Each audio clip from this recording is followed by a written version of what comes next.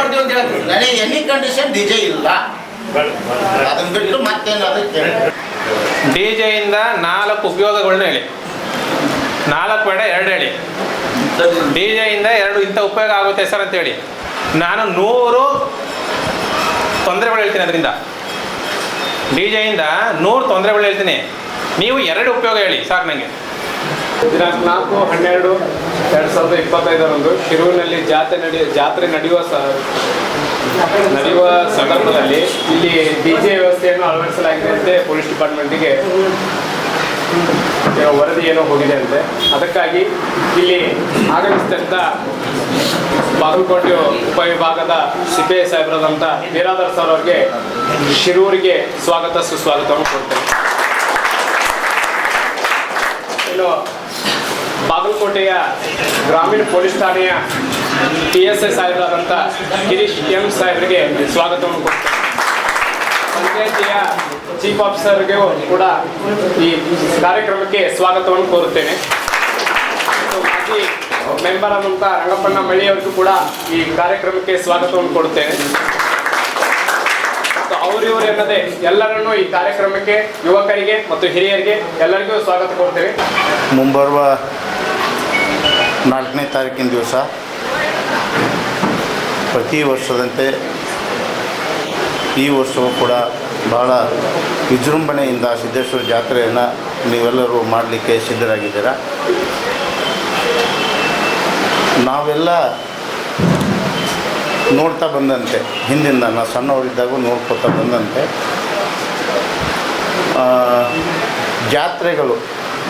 ಜಾತ್ರೆಗಳಾಯಿತು, ಹಬ್ಬ ಹರಿದಿನಗಳಾಯಿತು, ನಾವು ಯಾತಕ್ಕಾಗಿ ಮಾಡ್ತಾಯಿದ್ದೀವಿ ಅನ್ನೋದು ಮೊದಲನೇದಾಗಿ ನಾವು ವಿಚಾರ ಮಾಡ್ಕೋಬೇಕು. ನಾವು ಯಾಕೆ ಮಾಡ್ತಾಯಿದ್ದೀವಿ? ಜಾತ್ರೆಗಳನ್ನ ಯಾಕೆ ಮಾಡ್ತಾಯಿದ್ದೀವಿ ಅಂತಂದರೆ ನಾವು ಪ್ರತಿನಿತ್ಯ ಒಂದಲ್ಲೊಂದು ಕೆಲಸದಲ್ಲಿ ತೊಡಗಿರ್ತೀವಿ. ಪ್ರತಿ ವರ್ಷ ಇಡೀ ವರ್ಷವೂ ನಾವು ಕೆಲಸದಲ್ಲಿ ತೊಡಗಿರ್ತೀವಿ ಅಲ್ವಾ? ಆ ಒಂದು ಕೆಲಸನ ಹಗುರು ಮಾಡಿಕೊಳ್ಳಿಕ್ಕೆ, ಆಯಾಸವನ್ನು ದೂರ ಮಾಡಿಕೊಳ್ಳಿಕ್ಕೆ, ಆ ದೇವರ ಆರಾಧನೆ ಜೊತೆಯಲ್ಲಿ ನಾವು ಸಂಪ್ರದಾಯನ ಏನು ಹಿಂದಿನ ಸಂಪ್ರದಾಯಗಳು ಬಂದಿದ್ದಾವೆ, ಹಿಂದಿಂದ ನಾಟಕ ಆಯಿತು, ಕೋಲಾಟ ಆಯಿತು, ಮತ್ತು ಬೇರೆ ಬೇರೆ ಕಬಡ್ಡಿ ಆಯಿತು, ಖೋ ಖೋ, ವಾಲಿಬಾಲು, ಲೇಜಿಮು, ಬೇರೆ ಬೇರೆ ರೀತಿಯಿಂದ ಈ ಕಲೆಗಳಿದ್ದು ಅದಾವಲ್ಲ, ಆ ಕಲೆಗಳನ್ನು ನಾವು ಮನೋರಂಜನೆ ಇದರಲ್ಲಿ ಆ ಕಲೆಗಳನ್ನು ನೋಡಿ ನಮ್ಮ ದಣಿವನ್ನು, ಆಯಾಸವನ್ನು ನಿವಾರಣೆ ಮಾಡಿಕೊಳ್ಳಿಕ್ಕೆ, ಜೊತೆಗೆ ನಮ್ಮ ಏನು ಗ್ರಾಮ ಇದೆ, ನಮ್ಮ ಗ್ರಾಮದಲ್ಲಿ ಇರ್ತಕ್ಕಂಥ ಎಲ್ಲ ಜನರು ಒಬ್ರಿಗೊಬ್ಬರು ಬೆರೆತುಕೊಂಡು ಒಳ್ಳೆಯ ಸಂಬಂಧಗಳು ಇಟ್ಕೊಂಡು ನಾವು ಯಾವುದು ಜಾತಿ ಭೇದ ಭಾವನೆ ಮಾಡಲಾರ್ದಾಗೆ ಪ್ರತಿಯೊಂದು ಕೆಲಸದಲ್ಲಿ ಕೂಡ ನಾವು ಒಟ್ಟಾಗಿ ಕೆಲಸ ಮಾಡಿಕೊಂಡು ನಮ್ಮ ಕುಟುಂಬನೂ ಚೆನ್ನಾಗಿರಬೇಕು, ನಮ್ಮ ಜೊತೆಗೆ ಇರ್ತಕ್ಕಂಥ ಎಲ್ಲ ಸಾರ್ವಜನಿಕರು ಕೂಡ ಚೆನ್ನಾಗಿರ್ಬೇಕನ್ನುವಂಥ ಒಂದು ನಿಟ್ಟಿನಲ್ಲಿ ಆ ದೃಷ್ಟಿಕೋನದಲ್ಲಿ ನಾವೆಲ್ಲ ಜಾತ್ರೆಯನ್ನು ಮಾಡ್ತೀವಿ. ಈಗ ಇತ್ತಿತ್ತಲಾಗಿ ಆ ಜಾತ್ರೆ ಎಲ್ಲ ಬದಲಾವಣೆ ಆಗಿಬಿಟ್ಟಿದ್ದಾವೆ. ಜಾತ್ರೆ ನಾವು ಹಿಂದೆ ಏನು ನಾವು ಈಗ ಹಿಂದೆ ನೀವೆಲ್ಲ ನೋಡ್ರಿ, ಇಲ್ಲಿನೂ ಇದೆ. ಈಗ ಇತ್ತಿತ್ತಲಾಗಿ ಒಂದು ಸ್ವಲ್ಪ ಬೇರೆ ಇದೆ, ಜಾತಿ ಬಂದಿದೆ, ಧರ್ಮ ಬಂದಿದೆ, ಬೇರೆ ಬೇರೆ ಒಂದು ಇದು ಬಂದಿದೆ. ಅವು ಹಿಂದೆಲ್ಲ ನಾವು ನೋಡ್ತಾ ಬಂದಾಗ ಯಾವ ಜಾತಿ ಪಂಗಡ ಅಂತ ಯಾವೂ ಇದ್ದಿದ್ದಿಲ್ಲ ಊರಲ್ಲಿ. ನಾನು ಕೂಡ ಒಂದು ಪುಟ್ಟ ಹಳ್ಳಿಯಿಂದ ಬಂದಿದ್ದವು ನಾನು. ಈಗಾದರೂ ನಾವು ಊರಲ್ಲಿ ಜಾತ್ರೆಗೆ ಎಲ್ಲ ಹೋಗ್ತಿರ್ತೀವಿ. ಈಗ ಕೂಡ ಈಗ ಇತ್ತಿತ್ತಲಾಗಿ ಒಂದು ಸ್ವಲ್ಪ ಬೇರೆ ಬೇರೆ ಆಗಿದೆ. ಅದಕ್ಕಾಗಿ ಈಗೇನು ಹೊಸದಾಗಿ ಆಧುನಿಕ ಕಾಲ ಬಂದಿದೆ ಅಂತಂದ್ರೆ, ಆಧುನಿಕ ಜೊತೆಗೆ ನಾವು ನಮ್ಮನ್ನು ಜೀವನವನ್ನು ಪರಿವರ್ತನೆ ಮಾಡ್ಕೋಬೇಕು. ಪರಿವರ್ತನೆ ಏನಂತಂದರೆ, ಹಿಂದಿನ ಕಾಲದಲ್ಲಿ ಭಾಳಷ್ಟು ಬೇರೆ ಅನಕ್ಷರಸ್ಥರಿದ್ದರು, ಭಾಳಷ್ಟು ಜನ ಶಾಲೆಗೆ ಹೋಗ್ತಿರ್ಲಿಲ್ಲ. ನಮ್ಮದೇನು ಮುಖ್ಯ ಕಸುಬಿತ್ತು ಅದೇ ಕಸುಬಲ್ಲೇ ಜಾಸ್ತಿ ನಾವೆಲ್ಲ ತೊಡಗ್ತೋಗ್ತಿದ್ವಿ. ಒಕ್ಕಲ್ತನ ಇರ್ಬೋದು, ನೇಕಾರಿಕೆ ಇರ್ಬೋದು, ಮತ್ತು ಬೇರೆ ಬೇರೆ ಕಂಬಾರಿಕೆ ಆಗಿರ್ಬೋದು, ಕುಂಬಾರಿಕೆ ಆಗಿರ್ಬೋದು, ಇದರಲ್ಲೇ ಜಾಸ್ತಿ ನಾವು ಗಮನ ಕೊಡ್ತಿದ್ವಿ. ಈಗ ಅದ್ರ ಜೊತೆಗೆ ಒಂದು ವಿದ್ಯಾವಂತರಾಗಿ ನಾವು ಏನು ನಮ್ಮ ಕಾನೂನು ಕಟ್ಟಳೆಗಳಿದ್ದಾವೆ, ಆ ಕಾನೂನನ್ನು ಪಾಲಿಸೋದು ಹೇಗೆ ಅನ್ನೋದಂತ ಎಲ್ಲರಿಗೂ ಜನರಿಗೆ ಅದು ಭಾವನೆ ಬರಬೇಕು. ಆ ಕಾನೂನು ಅಡಿಯಲ್ಲೇ ನಾವೆಲ್ಲರೂ ಬೆಳಿಬೇಕು, ಕಾನೂನು ರೀತಿಯಲ್ಲೇ ನಾವು ಇರಬೇಕು ಅನ್ನುವಂಥದ್ದು ಭಾಳಷ್ಟು ಜನರಿಗೆ ಗೊತ್ತಿಲ್ಲ. ಅದು ನಾವು ಎದರಿಂದ ನಾವು ಆ ಕಾನೂನನ್ನು ಪಾಲನೆ ಮಾಡ್ಬೇಕಂತ ನಾವು ತಿಳ್ಕೊತೀವಿ. ನಾವು ವಿದ್ಯಾಭ್ಯಾಸ ಮಾಡಿದಾಗ ತಾನೇ ಅದು ನಾವು ಏನು ಪಾಲನೆ ಮಾಡ್ಬೇಕು ಅನ್ನೋದು. ಹಾಗೆ ಅದನ್ನು ನಾವು ವಿದ್ಯಾಭ್ಯಾಸ ಜೊತೆಗೆ ಗಮನ ಕೊಡಬೇಕು ಫಸ್ಟ್ನೇದಾಗಿ. ಜೊತೆಗೆ ಈ ಹಬ್ಬ ಹರಿದಿನಗಳು ಏನು ಬರ್ತಿದ್ದಾವೆ, ನೀವು ಏನು ಹಿಂದೆ ಹೇಳಿದ್ನಲ್ಲ, ನಾಟಕ ಆಗಿರ್ಬೋದು, ಈಗ ಮತ್ತು ಬೇರೆ ಮೆಲೋಡಿಯಸ್ ಇರ್ಬೋದು, ಬೇರೆ ಲೇಜಿಮ್ ಇರ್ಬೋದು, ಕಬಡ್ಡಿ ಇರ್ಬೋದು, ಮತ್ತು ಇನ್ನೊಂದು ಮತ್ತೊಂದು ಮಗದೊಂದು ಅದು ಅದನ್ನು ನೀವು ಏನು ಡಿ ಜೆ ಬದಲಾಗಿ ದುಡ್ಡನ್ನು ಹಾಕ್ತೀರಿ, ಇಂಥದಕ್ಕೊಂದು ಹಾಕಿದರೆ ಅದು ಒಂದು ಈ ಒಂದು ಏನಿದಾವಲ್ಲ ಕಬಡ್ಡಿ, ವಾಲಿಬಾಲು ಇಂಥವೆಲ್ಲ ಏನಿದೆ ಮನುಷ್ಯನ ಬುದ್ಧಿ ಮತ್ತು ದೈಹಿಕ ಶಕ್ತಿಯನ್ನು ಬಲವರ್ಧನೆ ಮಾಡೋದ್ರ ಜೊತೆಗೆ ಒಂದು ಎಲ್ಲರಿಗೂ ಕೂಡ ಅದು ಒಂದು ಆ ಕಲೆಯನ್ನು ಉಳಿಸಿ ಬೆಳೆಸುವಂಥದ್ದು ಆಗಬೇಕು. ಅದು ನಮ್ಮಿಂದ ಎಲ್ಲರ ಕಡೆಯಿಂದನೂ ಅಲ್ವಾ. ಹಾಗಾಗಿ ಈ ಹಬ್ಬದಲ್ಲಿ ನಾವೆಲ್ಲರೂ ನಮ್ಮ ಸಂಬಂಧಿಕರು, ನಮ್ಮ ಅಕ್ಕಂಗಿರು ಇರ್ಬೋದು, ಅಣ್ಣತಮ್ಮರು ಇರ್ಬೋದು, ಬೀಗರು ಇರ್ಬೋದು, ಅವರೆಲ್ಲರೂ ಕೂಡ ಯಾವಾಗ ಕರೆಸ್ತೀವಿ, ಇವ ಹಬ್ಬ ಅಥವಾ ಇಂಥ ಜಾತ್ರೆಯೆಲ್ಲನ ಕರೆಸೋದು ನಾವೆಲ್ಲರೂ. ಆ ಜಾತ್ರೆಯಲ್ಲಿ ಎಲ್ಲರೂ ಒಂದು ಒಳ್ಳೆಯ ಸಿಹಿ ಅಡುಗೆ ಮಾಡಿ ಒಂದು 2 ದಿವಸ ಚೆನ್ನಾಗಿ ಬೆರೆತು ಊಟ ಮಾಡಿ ಒಳ್ಳೆಯದು ಕೆಟ್ಟದನ್ನು ಮಾತಾಡ್ಲಿಕ್ಕೆ ತಾನೇ ಎಲ್ಲ ಕರೆಸೋದು. ಆ ಸಂದರ್ಭದಲ್ಲಿ ನೀವೆಲ್ಲ ಡಿ ಜೆ ಹಚ್ಚಿ ಏನೋ ಒಂದು ಅವಘಡ ಮಾಡಿ ಏನೋ ಒಂದು ಆದಾಗ ಏನಾಗುತ್ತೆ ಹೇಳಿ, ಅದರಿಂದ ಏನು ಲಾಭ ಆಗುತ್ತೆ? ಅದು ಊರಿಗೆಲ್ಲ ಕೆಟ್ಟ ಹೆಸರು ಬರುತ್ತೆ.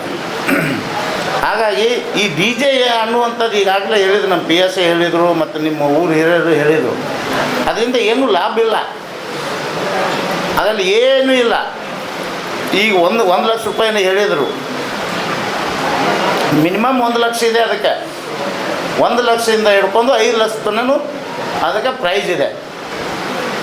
ಅದಕ್ಕೆ ಯಾಕ್ರಿ 5 ಲಕ್ಷ ರೂಪಾಯಿ 2 ಲಕ್ಷ ರೂಪಾಯಿ ಇದನ್ನು ಮಾಡ್ಕೋತೀರಿ, ಹಾಳು ಮಾಡ್ತೀರಿ? ಅದರಲ್ಲಿ ಏನಾದರೂ ಜನರು ನೋಡುವಂಥದ್ದು ಏನಾರು ಐತಾ? ಅದನ್ನು ನೋಡಿ ಮುಂದೆ ಕಲಿಯುವಂಥದ್ದು ಏನಾರು ಐತಾ ಅದರಲ್ಲಿ?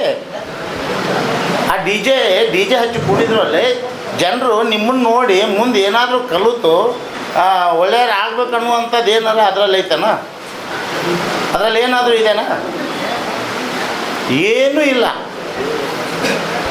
ಅದು ಹುಯಿ ಅಂತ ಕುಣಿಯೋದು, ಬೆವರು ಬರುತ್ತೆ, ಬೆವರು ಬಂದ ತಕ್ಷಣ ಶರ್ಟ್ ಕಳಿಯೋದು, ಅದನ್ನು ತಿರುಗಿಸಾಡೋದು, ಇನ್ನೊಬ್ಬರ ಮೇಲೆ ಒಗೆಯೋದು, ಇನ್ನೊಬ್ಬರ ಕಾಲು ತುಳಿಯೋದು, ನಾನು ಕಾಲು ತುಳಿದ್ಲೇ ಅವನು ಇವ್ನು ಕರ್ಕೊಂಬ ಅಂತ ಅಲ್ಲಿ ಬಡಿದಾಟ ಆಗೋದು.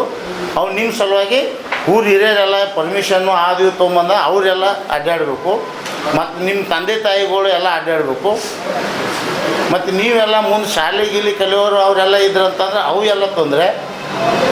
ಎದಕ್ಕೆ ಇವೆಲ್ಲ ಬೇಕು?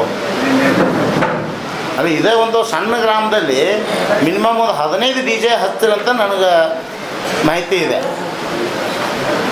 ಇಲ್ಲ, ನೀವು ನಿಮ್ಮ ಊರು ಸುಧಾರಣೆ ಆಗಿದೆ, ಎಲ್ಲ ನೌಕರಸ್ತಿದ್ದಾರೆ, ಬೇರೆ ಬೇರೆ ನೌಕರಸ್ತಿದ್ದಾರೆ, ಆ ನೌಕರ ಸಂಘದಿಂದ ತರಿಸ್ತೀರ ಅಂತ ಹೇಳ್ತಾ ಇದ್ದೀರಿ. ಆದರೆ ನಾವೆಲ್ಲ ನೌಕರ ಸಂಘದವರು ನೌಕರದವ್ರೇ ನಾವು ಇದನ್ನು ಹುಚ್ಚಾಟಿಗೆ ಮಾಡ್ಕೋತಾ ಹೋದರೆ ಮತ್ತು ಉಳ್ಕಿದವ್ರು ಏನು ಮಾಡ್ತಾರೆ?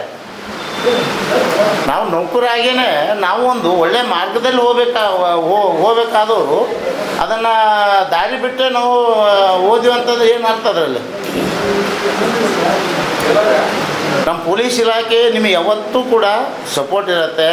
ಯಾವುದೇ ಒಳ್ಳೆಯ ಕೆಲಸಕ್ಕೆ, ನಮ್ಮದು ಒಳ್ಳೆಯ ಕೆಲಸಕ್ಕೆ ಎನಿ ಟೈಮ್ 24x7 ನಮ್ಮ ಪೊಲೀಸ್ ಠಾಣೆ ಬಾಗಿಲು ನಿಮಗಾಗಿ ತೆರೆದೇ ಇರುತ್ತೆ. ಯಾರಿಗೆ ಅನ್ಯಾಯ ಆಗಿರುತ್ತದೆ, ಅನ್ಯಾಯಕ್ಕೆ ನ್ಯಾಯಕ್ಕಾಗಿಯೇ ನಾವಿರೋದು.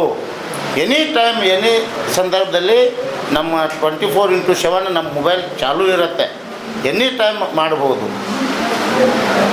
ಒಂದು ವೇಳೆ ನಾವೇನು ಫೋನ್ ಎತ್ತಲಿಲ್ಲ ಅಂದ್ರೆ 112 ಇದೆ, 112 ಕಾಲ್ ಮಾಡಿದರೆ ಅವ್ರು ಕೂಡ ಅಟೆಂಡ್ ಆಗ್ತಾರೆ. ನಾನು ಎತ್ತಲಿಲ್ಲ ಅಂದರೆ PS ಅವರು 100% ಎತ್ತಲೇಬೇಕು. ಅವರು ಫೋನ್ ತೊಗೋತಾರೆ.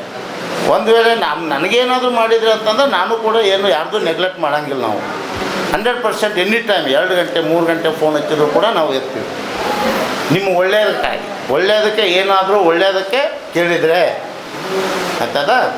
ಮತ್ತು ನೀವೇನಾದರೂ ಕಾನೂನು ಬಾಹಿರ ಕೆಲಸಗಳನ್ನು ಮಾಡಿದರೆ ಅದಕ್ಕಾಗಿ ನಾವು ನಿಮ್ಮನ್ನೆಲ್ಲ ಮಟ್ಟ ಹಾಕಲಿಕ್ಕೆ. ಅದಕ್ಕಾಗಿ ಈ ಡಿ ಜೆ ಅನ್ನುವಂಥದ್ದು ಏನಿದೆ, ಆ ಡಿ ಜೆ ಯಾವ ಕಾರಣಕ್ಕೂ ನಿಮ್ಮೂರಲ್ಲಿ ಆಗಬಾರ್ದು. ಅದನ್ನೇ ನಾವು ಡಿ ಜೆ ಪರ್ಮಿಷನ್ ಕೊಡೋಂಗಿಲ್ಲ, ನನ್ನ ಹತ್ರ ಯಾವ ಕಾರಣಕ್ಕೂ ಬರೋಂಗಿಲ್ಲ. ನೀವು ಬೇರೆ ಬೇರೆ ಒಳ್ಳೆಯ ಕಾರ್ಯಕ್ರಮಗಳನ್ನು ಮಾಡಿ, ಒಳ್ಳೆಯ ಪ್ರವಚನ, ಒಳ್ಳೆ ಗುರುಗಳನ್ನು ಕರ್ಕೊಂಡು ಬಂದು ಪ್ರವಚನ ಮಾಡಿಸಿ, ಜನಪದ ಅದು ಎಲ್ಲ ಜನಕ್ಕೂ ಒಂದು 4 ಒಳ್ಳೆ ವಿಚಾರಗಳನ್ನು ನಮ್ಮ ತಲೆಯಲ್ಲಿ ಹೋದರೆ 4 ಜನ ಬೆಳೀತಾರೆ, ಇದು ಮಾಡ್ತಾರೆ ಅಂತ ಅಂಥದ್ದು ಜನಪದ ಕಾರ್ಯಕ್ರಮಗಳು ಮಾಡಿ, ಸಾಕಷ್ಟು ಮಾಡಿ, ಭಾಳಷ್ಟು ಅದಾವೆ. ಅವೆಲ್ಲ ತೊಗೊಂಡ್ಬನ್ನಿ. ಎಲ್ಲಿ ಕೋಲಾಟ ಇದೆ, ನಿಮ್ಮ ಎಲ್ಲಿ ಮೆರವಣಿಗೆಯಲ್ಲಿ ಬರೀ ಡಿ ಜೆನೇ ಬೇಕಂತೇನಿಲ್ಲ. ಹಿಂದಿನ ಕಾಲದಲ್ಲಿ ಏನಿತ್ತಮ್ಮ, ಒಂದು ಮಜಲಿತ್ತು, ಭಜೆ ಅಂತಿದ್ದು. ಒಂದು ಮುಂಚೆ ಬರೀ 2 ಸಂಬಾಳ ಅಂತಿತ್ತು, ಸಂಬಾಳ ಒಂದು ಅದು ಒಂದು ಇರ್ತಿತ್ತು. ಆ ನಂತರದಲ್ಲಿ ಮಜಲ್ ಅಂತ ಬಂದು, ಮಜಲ್ ಬಂದು, ಆಮೇಲೆ ಡೊಳ್ಳು ಬಂದು, ಇಂಥವೆಲ್ಲ ಮಾಡಿ. ಮತ್ತು ಬೇರೆ ಬೇರೆ ಕಲೆಗಳದಾವ, ಅವ್ರನ್ನ ಪ್ರೋತ್ಸಾಹ ಮಾಡಿರಿ. ಅವರು ನಿಮ್ಮ 3 ಲಕ್ಷ 2 ಲಕ್ಷ ಕೇಳಂಗಿಲ್ಲ, ಅವರೆಲ್ಲ ಸೇರಿದು ಒಂದು 5,000 10,000 4,000 ರೂಪಾಯಿದಲ್ಲಿ ಬರ್ತಾರೆ, ಆಯಿತಾ. ಮತ್ತು ಅದ್ರ ಜೊತೆಗೆ ನೀವೇನು ಇಷ್ಟು 15 ಲಕ್ಷ 20 ಲಕ್ಷ ರೂಪಾಯಿಯನ್ನು ದುಡ್ಡು ಹಾಕಿ ಆ ಬೇರೆ ಡಿ ಜೆಗೇನು ಹಾಕ್ತೀರಿ, ಅದನ್ನು 15-20 ಲಕ್ಷ ನಿಮ್ಮ ಊರಿಗೆ ಡೆವಲಪ್ಮೆಂಟ್ ಆಗುವಂಥದ್ದು ಏನಾದರೂ ಒಂದು ಸಾರ್ವಜನಿಕರಿಗೆ ಉಪಯೋಗ ಆಗುವಂಥದ್ದು ಏನಾರ ಒಂದು ಮಾಡಿ. ಎಲ್ಲರಿಗೂ, ಎಲ್ಲ ಸಮಾಜದವರಿಗೆ ಒಳ್ಳೆಯದಾಗುವಂಥದ್ದು ಏನಾದರೂ ಒಂದು ಮಾಡಿ. ಅದಕ್ಕೆ ನಿಮಗೊಂದು ಕೊಡುಗೆ ಇರ್ತದೆ, ನಿಮ್ಮೊಂದು ಇದು ಬರ್ತಿದೆ. ಹಿಂದಕ್ಕಿನ ಜನರೆಲ್ಲ ಏನು ಮಾಡ್ತಿದ್ರು ಹೇಳಿ, ಶಾಲೆಗೆ ಭೂದಾನ ಕೊಟ್ಟೆ, ಭೂದಾನ ಮಾಡ್ತಿದ್ರಲ್ಲ ಶಾಲೆಗೆ. ಗುಡಿ ಕಟ್ಟಲಿಕ್ಕೆ ಭೂದಾನ ಮಾಡ್ತಿದ್ರು, ಗುಡಿ ಕಟ್ಟಲಿಕ್ಕೆ ದಾನ ಮಾಡ್ತಿದ್ರು. ಈಗ ಯಾರು ಮಾಡ್ತಾ ಇದ್ದಾರೆ ಭೂದಾನ? ಯಾರು ಮಾಡ್ತಾ ಇದ್ದಾರೆ? ಶಾಲೆಗಿಲ್ಲ, ಗುಡಿಗಿಲ್ಲ, ಯಾವುದಕ್ಕೂ ಇಲ್ಲ. ನಾವು ಇಂಥದಕ್ಕೆ ಖರ್ಚು ಮಾಡ್ತೇವೆ ನಾವು ಅಲ್ವಾ. ಅದಕ್ಕಾಗಿ ಯಾವ ಕಾರಣಕ್ಕೂ ಕೂಡ ಹೋಲ್ಬೇಡಿ, ಯಾವ ಕಾರಣಕ್ಕೂ ಕೂಡ ನೀವು ನನ್ನ ಹತ್ರ ಡಿ ಜೆಗೆ ಯಾವ ಕಾರಣಕ್ಕೂ ಬರೋಂಗಿಲ್ಲ. ಅದನ್ನು ಬಿಟ್ಟು ಯಾವುದೇ ಒಳ್ಳೆ ಕಾರ್ಯಕ್ರಮಕ್ಕೆ ನನ್ನಿಂದ ಏನು ಪರ್ಮಿಷನ್ ಕೇಳಕ್ಕೆ ಬರ್ತೀರಿ ಅದನ್ನು ಕೊಡ್ತೀವಿ. ಡಿ ಜೆ ಅಲ್ಲ ಸರ್, ಜಾಸ್ತಿ ಮಾಡ್ತಿದ್ವಿ, ಆ ಪ್ರಮಾಣ ಮಾಡಂಗಿಲ್ಲ ಸರ್. ನೋಡಿ, ನಾನೇನು ಹೇಳ್ತಾ ಇದ್ದೀನಿ, ಸೌಂಡ್ ಸಿಸ್ಟಮ್ಗೆ ನಂದು ಪರ್ಮಿಷನ್ ಇದೆ, ಡಾಲ್ಬಿಂಗ್ ಇಲ್ಲ. ನಾನು ಕೂಡ ಕಾನೂನನ್ನು ಮೀರಿ ನಿಮಗೆ ಏನಾದರೂ ಡಾಲ್ಬಿಂಗ್ ಕೊಡ್ತೀನಿ ಅಂದ್ರೆ ನಾನು ಕೂಡ ಅಪರಾಧಿ ಅಂತ ಆಯ್ತಾ. ನಂದು ಕೂಡ ಅಪರಾಧಿ, ನಾನು ಅಪರಾಧಿ ಸ್ಥಾನದಲ್ಲಿ ನಿಲ್ಬೇಕಾಗತ್ತೆ. ನಾಳೆ ನನ್ನ ಮೇಲಾಧಿಕಾರಿಗಳು ಯಾರಾದರೂ ಬಂದರು, ನಿಮ್ಮ ಊರಿಗೆ ವಿಸಿಟ್ ಮಾಡಿದ್ರು, ಅಲ್ಲಿ ಡಾಲ್ಬಿ ಎತ್ತಿದ್ರು ಮಾಡಿದ್ರು ಅಂತಂದಾಗ ನಾನು ನೋಡಿ ಸುಮ್ಮನೆ ನಿಲ್ಲಕ್ಕೆ ಆಗೋದಿಲ್ಲ. ಅಲ್ಲಿ ಅವರು ನನ್ನ ಮೇಲೆ ಆ್ಯಕ್ಷನ್ ತಗೋತಾರೆ. ಅಂದ್ರೆ ಜಾತ್ರೆ ಮಾಡ್ಕೊಂಡು ಈಗ ಅಡ್ವಾನ್ಸ್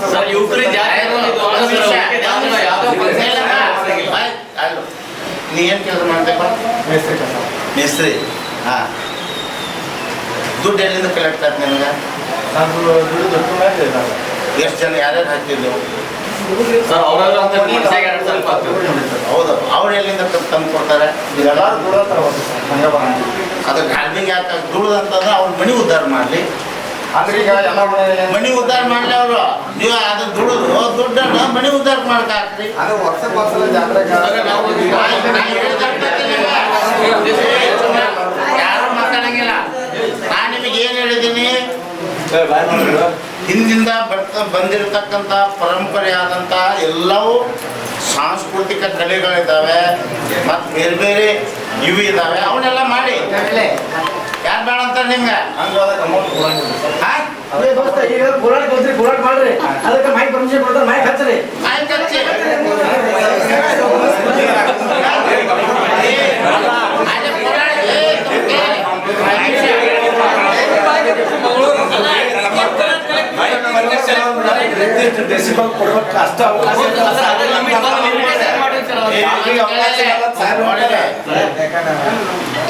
ಕೋಲಾಟಕ್ಕೆ ಆಟು ಅಷ್ಟು ಸಿಸ್ಟಮ್ ಸೌಂಡ್ ಇಟ್ಟರೆ ಯಾರು ಬರ್ತಾರೆ, ಯಾರಿಗೆ ಕೇಳ್ತಾರೆ? ಉದ್ದೇಶ ಇಷ್ಟೇ ಮಾಡ್ತಾ ಇರೋದು. ನಾನು ಅವಾಗಲೇ ನಿಮ್ಗೆ ಕೇಳಿದೆ, ಡಾಲ್ಬಿಯಿಂದ ಒಂದು ಸಣ್ಣದು ಉಪಯೋಗ ಇಲ್ಲ ನಮಗೆ, ಒಂದು ಉಪಯೋಗನೂ ಇಲ್ಲ. ಅದಕ್ಕೆ ಓಕೆ ಅಂತೀರಾ ಇಲ್ಲ ಅಂತೀರಾ? ಉಪಯೋಗ ಆಯ್ತೇನಾರು ಕೈ ಎತ್ತಿ, ಉಪಯೋಗ ಆಯ್ತೇನಾರು ಒಬ್ಬರಾದ್ರು? ಉಪಯೋಗ ಇಲ್ಲ ಅನ್ನೋರು ಕೈ ಎತ್ತಿ, ಎತ್ತಿ. ಇಲ್ಲ ಉಪಯೋಗ ಅಂತ ಹೇಳ್ಬೇಕು, ನೀವು ಕೈ ಎತ್ತಿಲ್ಲ ಅಂದ್ರೆ ಹೇಳ್ಬೇಕು, ಒಂದು ಉಪಯೋಗ ಹೇಳ್ಬೇಕು. ಹೇಳ ಆಯ್ತಮ್ಮ, ಉಪಯೋಗ ಐತಲ್ಲ? ಒಂದು ಉಪಯೋಗನೇ ಇಲ್ಲ ಅದರಲ್ಲಿ, ಅನಾನುಕೂಲಗಳೇ ಜಾಸ್ತಿ ಅದರಲ್ಲಿ. ಆರೋಗ್ಯದ ಸಮಸ್ಯೆ ಆಗಲಿ, ಇಲ್ಲಾಂದ್ರೆ ಯಾರು ಅಲ್ಲಿ ಇನ್ನೊಬ್ರು ಹೊರಗಡೆಯಿಂದ ಬಂದು ನಿಮ್ಮ ಗುಂಪಲ್ಲಿ ಸೇರ್ಕೊಂಡು ಏನೋ ಒಂದು ಅಕ್ರಮ ಚಟುವಟಿಕೆ ಮಾಡೋದಾಗಲಿ, ನೀವು ಜಗಳ ಆಡೋದಾಗಲಿ, ಕೇಸ್ ಮಾಡಿಸ್ಕೊಳ್ಳೋದಿರಲಿ. ಈಗ ಯಾವ ಕಾಲೇಜ್ಗೆ ಹೋಗ್ತಾ ಇರ್ತೀರಿ, ಎಜುಕೇಷನ್ ಮಾಡ್ತಾ ಇರ್ತೀರಿ, ಕೇಸು ಜಗಳ ಆಯ್ತದೆ, ಕೇಸ್ ಆಯ್ತದೆ, ನಾಳೆ ದಿನ ನಿಮ್ಗೆ ಯಾವುದೋ ಒಂದು ಜಾಬ್ಗೆ ಹೋಗ್ಬೇಕು ಅಂದರೆ ಸಮಸ್ಯೆ ಆಯ್ತದೆ, ಹಿಂಗೆಲ್ಲ ಆಯ್ತದೆ. ಒಂದು ಉಪಯೋಗನೂ ಇಲ್ಲ ಅದರಲ್ಲಿ ಡಾಲ್ಬಿಯಿಂದ. ಅದರಿಂದ ಅದೇ ಡಾಲ್ಬಿ ಖರ್ಚು ಮಾಡುವಂಥ ಹಣನ ಬೇರೆ ಸದುದ್ದೇಶಕ್ಕೆ ಬಳಸಿ. ಮಿನಿಮಮ್ 50,000 ರೂಪಾಯಿ ಅಂಕೊಳ್ಳಿ, ಯಾರು 1 ಲಕ್ಷ ರೂಪಾಯಿ ಅಂದರು, 50,000 ರೂಪಾಯಿ ಅಂಕೊಳ್ಳಿ. 50,000 ರೂಪಾಯಿಗೆ ಕಷ್ಟಪಟ್ಟು ದುಡ್ಡೇ ತಾನೆ. ಅದೇ ನೀವೇನೋ ಎಲ್ಲರ ಬೇರೆ ಮಾರ್ಗದಿಂದ ಸಂಪಾದನೆ ಮಾಡಿರ್ತೀರಾ? ಇಲ್ಲ, ಕಷ್ಟಪಟ್ಟು ಸಂಪಾದನೆ ಮಾಡಿರೋ ದುಡ್ಡೇ ತಾನೆ. ಮಾತಾಡ್ರ, ಕಷ್ಟಪಟ್ಟು ಸಂಪಾದನೆ ಮಾಡಿರೋ ದುಡ್ಡೇ ತಾನೆ. ಮತ್ತು ಆ ದುಡ್ಡನ್ನ ಇದಕ್ಕೆ ಯಾಕೆ ಬಳಸ್ಬೇಕು ನಾವು? ಈ ಜಾತ್ರೆ ಸಮಾರಂಭ ಹಬ್ಬಗಳು ಮಾಡೋದಕ್ಕೆ, ನಮ್ಮ ಸಂಸ್ಕೃತಿನ ಕಾಪಾಡೋಕ್ಕೆ, ಮತ್ತು ಈ ಸಂಸ್ಕೃತಿ ಹಬ್ಬಗಳ ನೆಪದಲ್ಲಿ ನಾವೆಲ್ಲರೂ ಒಗ್ಗಟ್ಟಾಗಿರೋಕ್ಕೆ. ಆ ಡಾಲ್ಬಿ ಹತ್ತೀರಿ, ಜಗಳ ಮಾಡ್ಕೊತೀರಿ, ತಿರೋ ಒಬ್ಬೊಬ್ಬರು ಮನಸ್ತಾಪ ಉಂಟಾಗಿ ಬೇರೆ ಬೇರೆ ಆಯ್ತೀರಿ ಅನ್ನೋದು ಒಡಕಿನ ಸಂಕೇತ ಆಗ್ಬಿಡ್ತು. ಹಬ್ಬ ಅನ್ನೋದು ಒಗ್ಗಟ್ಟಿನ ಸಂಕೇತ ಆಗಬೇಕು. ಅದು ಎಷ್ಟು ಒಂದಲ್ಲ, ಇಡೀ ಊರಿಂದ ಒಂದು ಡಾಲ್ಬಿ ಹತ್ತೀರಾ ಒಗ್ಗಟ್ಟು ಪ್ರದರ್ಶನ ಮಾಡೋಕ್ಕೆ ಇಲ್ಲ. ಅದೊಂದು ಗಲ್ಲಿದೊಂದು ಡಾಲ್ಬಿ, ಇವ್ರದೊಂದು, ನಮ್ದು ಮುಂದೆ ಹೋಗ್ಬೇಕು, ಅವ್ರದ್ದು ಮುಂದೆ ಹೋಗ್ಬೇಕು, ಹಿಂಗೆ ಮಾಡ್ತೀರಿ. ನೀವೇ ಯೋಚನೆ ಮಾಡಬೇಕು. ನೀವೇ ಯೋಚನೆ ಮಾಡಿ, ನಮ್ಗೆ ಇದರಿಂದ ಉಪಯೋಗನ ಇಲ್ವಾ? ಉಪಯೋಗ ಇತ್ತು ಅಂದರೆ ನೀವು ಬಳಸಿ, ಅಡ್ಡಿ ಇಲ್ಲ. ಒಂದು ಉಪಯೋಗ ಇಲ್ಲ. ಮತ್ತೆ ಸರ್ಕಾರ ಸುತ್ತೋಲೆ ಐತೆ, ಯಾವುದೇ ಕಾರಣಕ್ಕೂ ಡಾಲ್ಬಿಗೆ ಡಿಜೆಗೆ ಪರ್ಮಿಷನ್ ಇಲ್ಲ. ನಮ್ಮ ಗಣಪತಿ ಹಬ್ಬದಲ್ಲಿ ಏನು ಸಹಕಾರ ಕೊಟ್ಟಿದ್ರಿ ಆ ಸಹಕಾರ ಕೊಡಿ. ಗಣಪತಿ ಹಬ್ಬದಲ್ಲಿ ಒಬ್ಬರು ಡಿ ಜೆ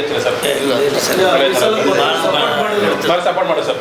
ಏನು ನೋಡಿ, ಒಂದು ಹೊಸ ಪರಂಪರೆ ಇಷ್ಟೆಲ್ಲ ನಾವು ಹಚ್ಚಿದ ಸರ್, ಇವಾಗ ಯಾಕೆ ಬಿಡಮ್ಮ? ಇಲ್ಲ, ಒಳ್ಳೇದಿತ್ತು ಅಂದರೆ ಯಾವ ಸಂದರ್ಭ ಬೇಕಾದ್ರೂ ಅಕ್ಸೆಪ್ಟ್ ಮಾಡ್ಕೋಬೋದು. ಅಪ್ಪ ಹಾಕಿದ ಅಲ್ಮರಾಮ್ ನಾವು ನೆನಕೊಳಕೈತದ? ಹಿಂದಿಂದ ಬಂದಿತ್ತು ಅಂದರೆ ಯಾವ ಸರಿ ತಪ್ಪು ಅಂತ ಅನ್ಸುತ್ತೋ ಅವು ಬದಲಾಯಿಸೋಣ. ಸಮಾಜದ ಒಳ್ಳೆ ಉದ್ದೇಶಕ್ಕೋಸ್ಕರ, ಸಮಾಜ ಹಿತದೃಷ್ಟಿಯಿಂದ ಅದನ್ನು ಮಾಡಿ. ದಯವಿಟ್ಟು ಕೇಳ್ಕೊತೀವಿ, ಡಾಲ್ಬಿ ಬೇಡ, ಬೇರೆ ಕಳಿಸಿ. ನೀವು ಏನು ಬೇಕು, ಕೋಲಾಟ ತರಿಸ್ತೀರಾ, ಡೊಳ್ಳು ಕುಣಿತ ತರಿಸ್ತೀರಾ, ನಿಮ್ಗೆ ಏನು ಬೇಕು ಜನಪದ ಕಲೆಗಳು ಎಲ್ಲ ತರಿಸಿ, ಅದು ನಮ್ದೇನು ಅಭ್ಯಂತರ ಇಲ್ಲ. ಅದು ಪ್ರೋತ್ಸಾಹ ಕೊಟ್ಟಂಗೆ ಆಯ್ತದೆ. ಬರೀ ನಮ್ಮ ಸಂಸ್ಕೃತಿ ಕಾಪಾಡಿ, ನಮ್ಮ ಧರ್ಮ ಕಾಪಾಡಿ ಇದು ಅನ್ನೋದಕ್ಕಿಂತ ಆ ಧರ್ಮ ಸಂಸ್ಕೃತಿಯ ರಾಯಭಾರಿತರವಲ್ಲ ನಮ್ಮ ಜನಪದ ಕಲೆಗಳು, ಅದನ್ನು ನಾವು ಪ್ರೋತ್ಸಾಹ ಮಾಡೋಣ. ಮತ್ತು ಈ ಸೋಷಿಯಲ್ ಮೀಡಿಯಾದಲ್ಲಿ, ವಾಟ್ಸಪ್ಪಲ್ಲಿ, ಫೇಸ್ಬುಕ್ಕಲ್ಲಿ, ಇನ್ಸ್ಟಾಗ್ರಾಮಲ್ಲಿ ಯಾವುದೇ ಇನ್ನೊಂದು ಧರ್ಮದ ಬಗ್ಗೆ ಆಗಲಿ, ಇನ್ನೊಂದು ಜಾತಿ ಬಗ್ಗೆ ಆಗಲಿ, ಇಲ್ಲ ಇನ್ನೊಂದು ಯಾವುದೋ ಒಂದು ವ್ಯವಸ್ಥೆ ಬಗ್ಗೆ ಆಗಲಿ ಯಾವುದು ಪೋಸ್ಟ್ ಹಾಕಂಗಿಲ್ಲ. ಪೋಸ್ಟ್ ನೀವು ಹಾಕೋದಿರಲಿ, ಬೇರೆಯವ್ರು ಹಾಕಿಂದ ನೀವು ಶೇರು ಮಾಡಬೇಡಿ. ಶೇರ್ ಮಾಡ್ಕೊ ಅಂದರೆ ನೀವೇ ಹಾಕ್ತಷ್ಟು ಅದು ಅಪರಾಧ, ಆವಾಗಲೂ ಕೇಸ್ ನಿಮ್ಮ ಮೇಲೆ ಬೀಳ್ತದೆ. ಆಮೇಲೆ ಯಾವುದೋ ಒಂದು ಪೋಸ್ಟ್ ಬಂತು ಅಂದರೆ ನೀವೇ ನಿರ್ಧಾರ ತಗೊಳ್ಕೋಬೇಡಿ. ಹಂಗೆ ನಿಮಗೆ ಏನಾರ ಯಾವುದೋ ಒಂದು ಧರ್ಮದ ಬಗ್ಗೆನೋ ಯಾವುದೋ ಒಂದು ಒಬ್ಬ ವ್ಯಕ್ತಿ ಬಗ್ಗೆನೋ ಅದು ಹಾಕ್ತಾ ನಿಮ್ಗೆ ಇಡಿಸಿಲ್ಲ ಅಂದರೆ ಸ್ಟೇಷನ್ ಒಂದು ಕಂಪ್ಲೇಂಟ್ ಕೊಡಿ. ನೀವೇ ಅವನ ಮೇಲೆ ಆಕ್ಷನ್ ತಗೊಳ್ಳೋಕೆ ಮುಂದಾಗಬೇಡಿ. ಇಷ್ಟು ಮಾತ್ರ ಹೇಳ್ಬೋತಾ? ಶ್ರೀ ಸಿದ್ದೇಶ್ವರ ಜಾತ್ರೆಯನ್ನು ಯಶಸ್ವಿಯಾಗಿ ಶಾಂತಿಯಿಂದ ಆಚರಿಸೋಣ, ಆಯ್ತಾ? ಇನ್ನು ಮುಂದೆ ಈ ಸಭೆಗೆ ಹೋಗ್ಬಿಟ್ಟು ಎಲ್ಲರೂ ಬಂದು ಮತ್ತೆ ನನಗೂ ಮಾತಾಡೋಕೆ ಅವಕಾಶ ಮಾಡಿಕೊಟ್ಟ. ಒಂದು ಅನಿಸಿಕೆ ಏನಂದ್ರೆ, ಇದಾಗಿಂದ ಇನ್ನೆರಡರಿಂದ ಪಾಲಕರ ಮೀಟಿಂಗ್ ಒಂದು ಕರೆಸಿ ತಾಯಿ ತಂದೆ ಯಾರು ಮಾತು ಯಾಕೆ ಕೇಳ್ತಾರೆ? ಇರೋ ಸಾಹೇಬ್ರು ಹೇಳಿದ್ರೆ ಒಂದು ಲೆಕ್ಕ. ಈಗ ಸಾರ್ವಜನಿಕರಿಗೆ ಎಲ್ಲರಿಗೂ ತಿಳಿಸಿದ್ವಿ. ಸಾರ್ವಜನಿಕರು ಮಕ್ಕಳ ಜೋಡಿ ತಂದೆ ತಾಯಿ ಬರ್ಬೇಕಿತ್ತು ಸಭೆಗೆ. ಅಂದ್ರೆ ಈಗ ತಂದೆ ತಾಯಿನೂ ಮಕ್ಕಳ ಜೋಡಿ ಬರ್ಬೇಕಿತ್ತು. ಇನ್ನೊಂದು ಪಾಲಕರು ಬೇಕಾಗಿಲ್ಲ, ಯಾವ ಪಾಲಕರಿಗೂ ಡಿಜೆ ಬೇಕಾಗಿಲ್ಲ. ಇವ್ರಿಗೆ ನಾಳೆ ದಿನ ಡಂಗೂರ ನೋಡಿಸ್ತೀವಿ, ನಾಳೆ ಡಂಗೂರ ನೋಡಿಸ್ತೀವಿ ನೋಡಿ. ದಯವಿಟ್ಟು ಸಹಕರಿಸಿ, ನಿಮ್ಮ ಒಳ್ಳೇದಕ್ಕೋಸ್ಕರ.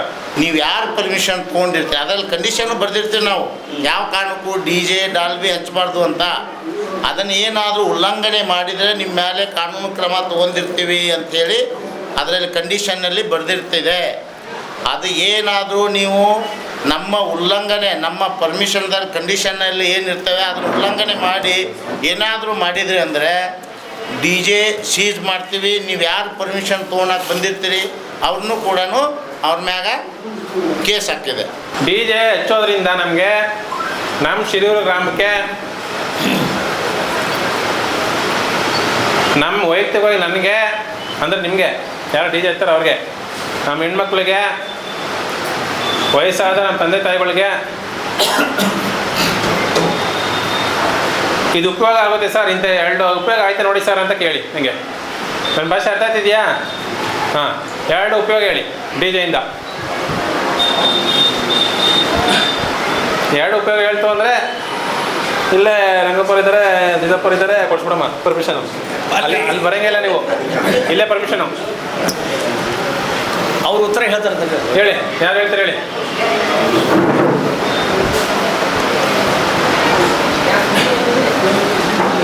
ಬಿಡ್ರೋ ಬಾಯ್ ಬಿಡ್ರೋ. ಹೇಳ್ರಿ ಏನು ಅನುಕೂಲ ಐತೆ ಉಪಯೋಗ ಐತೆ ಅಂದ್ರೆ ಹೇಳ್ರ, ಇಲ್ಲೇ ಪರ್ಮಿಷನ್ ಕೊಡ್ತಂದ್ರ ಡಿಜೆ ಹಚ್ಚಿದ್ರ ನಿಮಗೆ ಏನು ಉಪಯೋಗ? 5 ಲಕ್ಷ ರೂಪಾಯಿ ಲಾಭ ಆಗುತ್ತೆ ಅಂತ ಹೇಳಿ.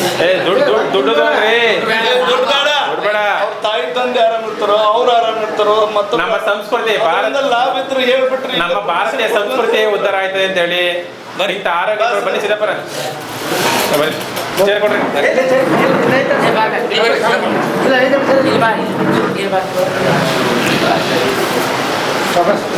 ಹಾಂ,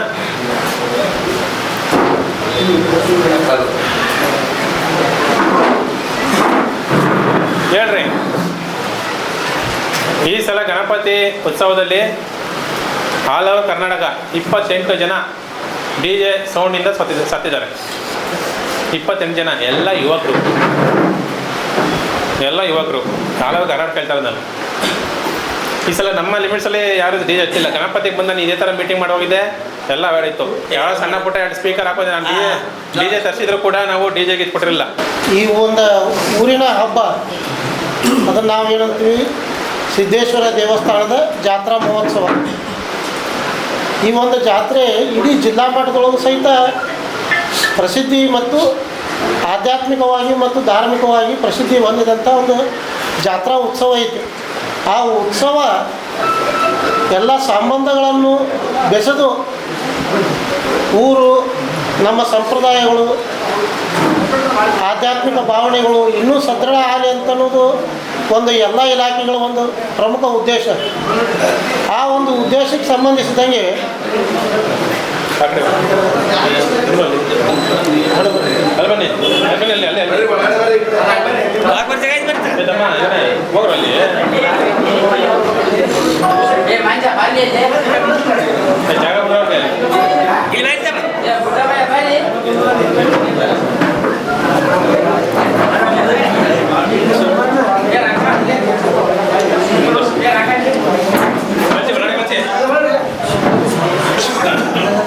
ಆ ಒಂದು ಸಾಂಪ್ರದಾಯಿಕ ಕಾರ್ಯಕ್ರಮಗಳಾಗಲಿ, ಆಧ್ಯಾತ್ಮಿಕ ಕಾರ್ಯಕ್ರಮಗಳು ಪ್ರತಿಯೊಬ್ಬ ಭಾರತೀಯನಲ್ಲಿಯೂ ಸಹಿತ ನಾವು ಹಿಂದೂ ಧಾರ್ಮಿಕವಾಗಿ ಬೆಳೆದಂಥ ಒಂದು ವಾತಾವರಣ.